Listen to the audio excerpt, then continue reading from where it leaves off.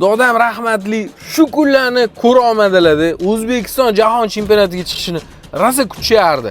Shu kunlar ham keldi. Xudo xolasa Amerikaga boramiz futbol ko'rgan jigar. Zo'r yangilik. Ikkinchi yangilik Aito O'zbekistonga rasman kiryapti. 8 yil batareykasiga garantiya, 4 yil mashinaga 150 ming kilometr garantiya berilyapti. Gap yo'qmi? Agar li olgisi kelmayotgan bo'lsa, hamma tanishlarimni li deyotgan bo'lsangiz, undan keyingi urovень aynan mana shu Aito M9 bo'ladi.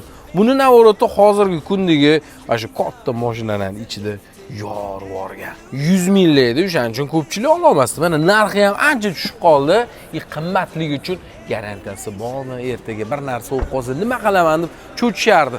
Endi qo'rqmay ovorsiz bo'ladi. Eng aqlli fara aynan mana shu M9 ga tegishli bo'lsa kerak. Tor joylarga kirsangiz, siz sig'adigan yo'lni, palasasini chizib beradi. Katta monitor yasab turib, xuddi shunaqa devorga. Futbollarni ham butun mahallangiz bilan proyektor qilib ko'rsangiz bo'ladi. 1400 kilometr yuriladi deyilgan bu. 1200 yursin mayli, lekin vobshe dahshat komfort ko'p mashina. Monitorlarni qarang. Zinani ko'rasiz, polni yotqizib qo'yib, orqada yotib olib ketsangiz bo'ladi. Endi bu mashinani kelib, test drive qilib, haydab, yoqsa keyin pul to'lasangiz bo'ladi.